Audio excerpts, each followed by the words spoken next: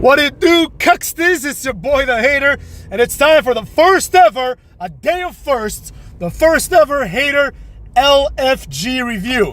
Now, for those that might not know, which I think is going to be a lot of people, the WWE has a new show on, like, what's it called, A&E Network or whatever, right? Not on Netflix, not anywhere else, right? Forget about the WWE Network. They just do shows wherever the hell they want outside of the network, and then you still pay for that shit like a cuck.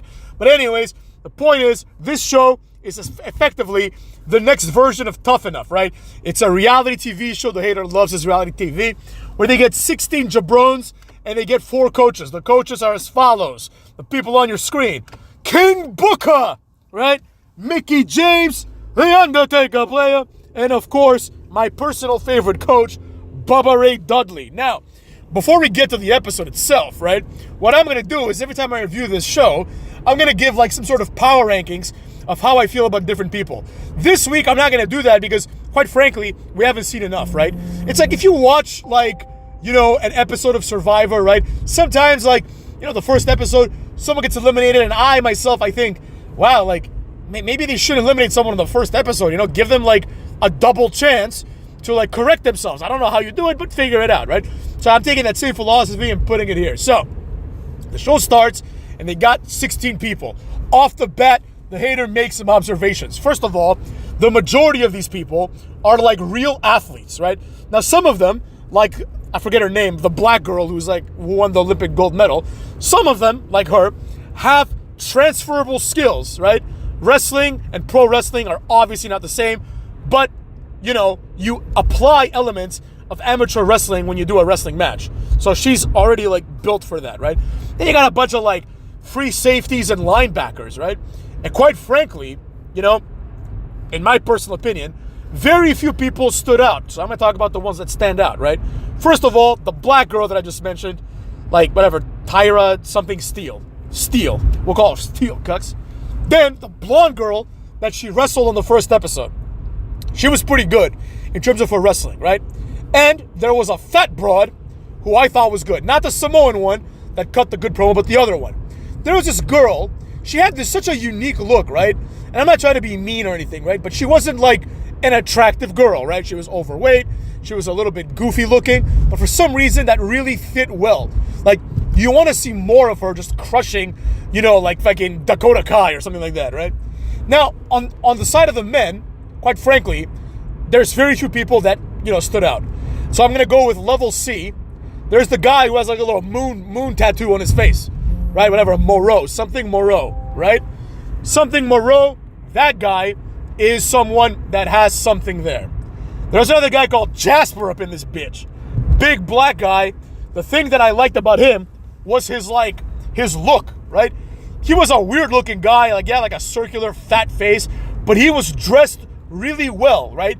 In this like very intimidating way, and as a result, he had a lot of presence. Now, the Holyfield kid, Evander Holyfield's son. This guy, there's something there. He's only been there for 1 week, but I like this guy. Now I'm going to talk about people that I didn't like. So, the black guy that won and chose The Undertaker, Booker T, chose Booker T as his coach. I didn't like this guy at all. There was a part where Bubba Ray Dudley said to him, I see flashes of The Rock in you. I see signs of Dwayne Johnson, which is a bold-faced lie. No, you don't. This guy is never going to make it. This guy is going to end up being like the partner of Bronco Nima or something of that level, right? He's never going to make it. Quite frankly, I think almost none of these people are going to make it, you know? The one person that stood out the most, there's two. A guy named Shiloh who had 1 tooth. This guy, nothing special, but he has an interesting look to him. And the number one guy, I forget his name. It was like BJ, but like Braden BJ something, right? This cuck, he stood out to me, right? He had pretty decent levels of charisma.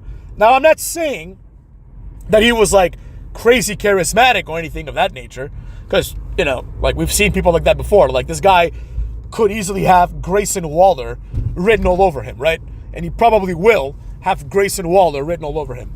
But one thing that I liked was that he stayed in character and he pretended that he was, you know, actually upset at Bubba Ray, like, not shaking his hand. One thing about this show that I don't like is that it's clearly all like a work, right? Like, there's a part where the coaches get introduced by Shawn Michaels, and Bubba Ray says, how does this work? Like, are you kidding me?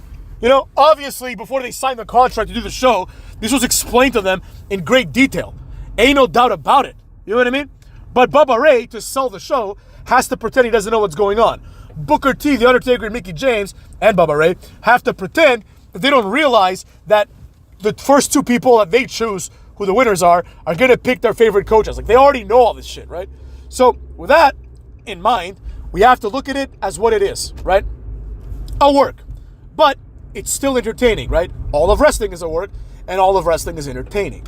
So, where does this put us? Well, in my opinion, I want to say a few things about the show itself. The show, I think, is a really good show because, for better or for worse, right? It's nothing like NXT when NXT was a reality TV show. It's nothing like, Tough Enough where the people have no experience.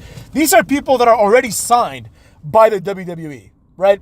And I think clearly WWE sees something in these people. At the very least, they see enough to put them on this show, to put them on TV, right? So I think that in this show, we're going to see the development of people's characters, right? Either you have it or you don't. In terms of the promos, right? Oh, there was also this other guy. Let me talk about this guy for a little bit. This black guy who they destroyed him on the promos. Like, Bully Ray was like, I don't believe you're a tough guy at all, right? Which I understand what Bully Ray was saying, but this guy was built like a horse. You see that guy has arms, motherfuckers? That guy, you don't need to have charisma to be that guy, right? You don't need to be able to cut a promo. And that's one thing that I didn't like about this show as well, right? Don't worry, the good things are coming up. But I didn't like how they emphasized the importance of promos, right? It's like Alexa Bliss, for example, who is a big star and people like her. She's mid at promos. Liv Morgan is mid at promos. Anyone can be trained to be that good at promos, right? But the WWE is also full of jobbers like Xia Li. Remember her? She didn't speak a word of English. Asuka, all the Japanese girls, they don't speak a word of English. So it's like, how come this doesn't apply to them, cucks? How come they don't have to cut promos, but other people do? Likewise, Andrade, Nakamura. There's people that don't even speak the language, and they got jobs. And I'm not going to believe in any scenario that Nakamura is better than the black guy that I just mentioned who can't cut a promo, right? Make him Nakamura, make him the Black Samurai. I don't give a fuck. Point is, there's a lot of negatives on the show, but I understand why they exist, right? You have to entertain me and the viewers by having these people develop their promos, and therefore having them stand out. Now, with that being said, the question then becomes, how do they stand out? Well, the in-ring stuff, I think some of them are going to have an advantage in that, right? Like, so for example, they showed us 2 matches. The women's match was really entertaining. They did cool moves. They showed character, right? There's a lot of things that happened there. They did everything, right? The men's match was kind of boring. Both those guys, I don't think either of them are going to make it, to be honest, right? The only one that I think has a chance is that douchebag character, which brings me to him as the highlight of this show.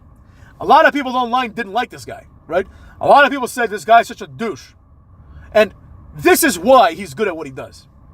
Like, if you're not retarded, you know that that's what he's going for, right? He's going for the I'm a douche character. I don't want you to like me. But he was much more convincing than Grayson Waller and Austin Theory. See what I'm saying? He knows that that's his character. He was trying to get you to dislike him in real life. You understand me?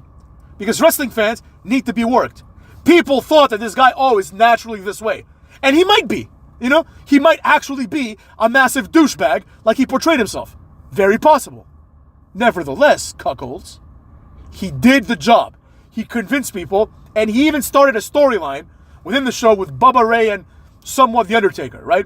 Where Undertaker was like, this guy is going to be his own worst enemy, and Bubba Ray was like, don't disrespect me, right? That's not real, motherfuckers. You think Bubba Ray gives a fuck? You think Undertaker gives a shit? They're there for a paycheck just like you and I. But the point is, this guy worked everybody, and he's a rookie. Now, I will also say, I guess he is the MVP of the first episode. I will also say that out of everyone there, he was the only one with any discernible character. I just mentioned several people, right? Like 3 black guys that I mentioned. The guy with no tooth, Jasper, who was one of the black guys, but you understand me, right? These guys are all there, and none of them have a character, right? So why would I cheer for Evander Holyfield's son, unless he's billed as Evander Holyfield's son, over the guy with a missing tooth, right? Furthermore, some of these motherfuckers didn't even do anything. Some of them have a look, like the guy with the moon tattoo below his eye, and Jasper, who I should know his last name because it's just silly calling him Jasper, even though that's probably what he's going to be called on the main roster. But nobody had a character except for arguably two people. Number one, BJ, and number two, the black girl, Tyra Mae Steele. See, it just came to me, Tyra Mae Steele. Right? BJ, the douchebag, and Tyra Mae Steele. Tyra Mae Steele's character, they're probably going to put her with like American Alpha or some shit. But she has something else going for her. She's this like incredibly bubbly and reactionary person. You know, I saw her speech after she won the gold medal, right? And she was hugging the American flag, and she was acting the same way that she was acting as a character. Now you can take this, you can just add a little bit of Kurt Angle, the wrestling machine, right? And you have a star on your hands. She could be this bubbly girl, almost like a Festus, right? Like, remember when Festus was like retarded and then the bell rang? This girl could be like bubbly and fun and energetic, right? And then someone slaps her across the face and she just does like a fucking deadlift German on her and just pins her ass, right? That's what we want to see. But nobody else stood out at all. All the stories were the same. They're like, I prove what I can do in the field. I prove what I can do as a cheerleader. And it's like, nobody gives a fuck. This is the WWE. We're not looking for real athletes, right? Ain't no doubt in my mind that the guy with one tooth and the jacked black guy are better athletes than Daniel Bryan. I don't doubt it for a second, but I don't care. I have no doubt that they're better athletes than Stone Cold, almost certainly, right? But I don't care. They don't entertain me. They're better athletes than Edge, than Christian, but I don't care because they don't entertain me, you understand me? Like, BJ, that guy was also like a football. He played for like the UPenn or some shit. I don't even know, right? But like, it doesn't matter because he's not making that his character, right? And I think that's what we're going to see. People, like, if this show doesn't have them develop a gimmick, then this show's stupid. I expect that around like episode 3 or 4. I think it's only 7 episodes, but you understand me, right? There needs to be the development of a gimmick, and people need to kind of grow into their rhythm. The only people that have any capacity to do so based on the first episode are BJ and Tyra Mae Steele. Everybody else, if they got fired tomorrow, nobody would care. Which brings me to the last part of this video. The fact of the matter is that basically, no matter how you cut this shit, all of these people are jobbers. Even the people that I just said are good. Maybe the only exception is Tyra Mae Steele because of her pedigree. But everybody else is a jobber. None of the people that we saw have any potential to be a main eventer at any pay-per-view, let alone WrestleMania. Now, they don't have the potential as far as I can tell, right? Maybe in the next episode I find out that these guys are all like really good at promos all of a sudden, right? Who the fuck knows? But as it stands, these people are not being hired to be the next, like, even the next AJ Styles. They're not being hired to be the next Roman Reigns or the next Cena. They're being hired to be the next Bull Dempsey. They're being hired to be the next Fandango. They're being hired to be the next Trick Williams, right? They're not being hired to be big deals, right? You can tell by the fact that they're on the show, number one, right? If you had like a person that was like a world beater, like if there was another Roman Reigns in the you know, NXT signings, right? That guy would not be on this show. They would debut him like in a couple of weeks in NXT. And they would have him bypass this shit. So we're not dealing with the best that they got, right? They told us we have 100 people in the Performance Center and we're going to put the best 16. It's not the best 16. Evander Holyfield's son, who's been there for 1 week, is not the best 16. Because I know they got other guys and gals in there, you know, that can wrestle. So what I'm getting at here is we are dealing with like kind of like the bottom of the barrel, but it's still interesting, right? A pee-wee soccer game is interesting. A little league baseball game is interesting if the game is good, right? It's not going to be as interesting as the pros, but if it's good, it could still be interesting. And at this point, the pros are such shit that this might be the most interesting WWE product on TV right now. That being said, motherfucks, I hope you guys like this. I want to hear in the comments who you guys think, you know, stood out. If you have any power rankings, do that. The Hater will have full power rankings next weekend or next review. which probably will be, next Wednesday, because we sure as shit ain't reviewing AEW anytime soon. So that being said, Cooks, take care of yourselves and your mothers.